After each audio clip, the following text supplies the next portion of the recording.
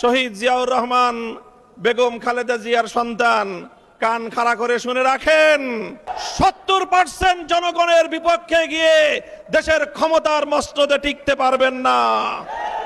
মনে রাখবেন, জুলাই বিপ্লবের রক্তের উপর প্রতিষ্ঠিত নতুন বাংলাদেশে সুবিধাবাদের রাজনীতি, মুনাফিকের রাজনীতি বাংলার মানুষ সহ্য করবে না।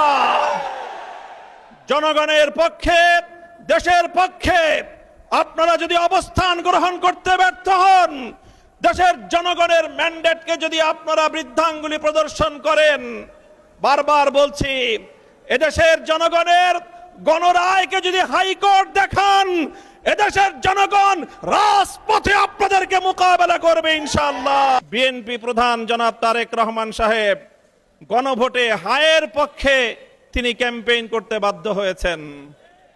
আমি জিজ্ঞাসা করি, উপরে এক কথা, তলে তলে আরেক কথা বলে, এটাকে আমাদের দেশে কি বলে? মুনাফিকি বলা হয়।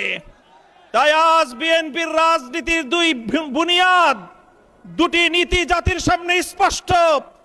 এক হলো মুনাফিকের রাজনীতি, আর এক হলো সুবিধাবাদের রাজনীতি। কথা শুনলে মেয়ের জামাই ভালো, আর কথা না শুনলে নিজের ছেলেও খারাপ। আজকে বিএনপির হয়েছে সেই সুবিধাবাদের রোগ।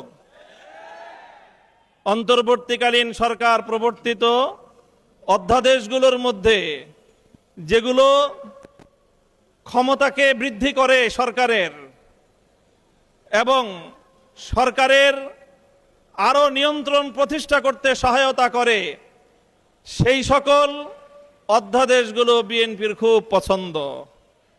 আর যে সকল অধ্যাদেশগুলো, যে সকল প্রস্তাবনাগুলো জাতির কাছে জবাবদিহিতায় বাধ্য করে, সেগুলো তাদের কাছে খুব অপছন্দ।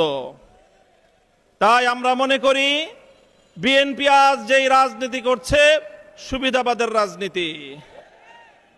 আমরা নির্বাচন পূর্ববর্তী সময়ে বিএনপির আরেকটি চরিত্র লক্ষ্য করেছি, সেটা হলো তলে তলে বিএনপি সারা দেশে গণভোটে নায়ের পক্ষে ক্যাম্পেইন করেছে, কিন্তু প্রকাশ্যে সে নায়ের পক্ষে কথা বলার দুঃসাহস তাদের ছিল না, সেই সৎসাহস তাদের ছিল না।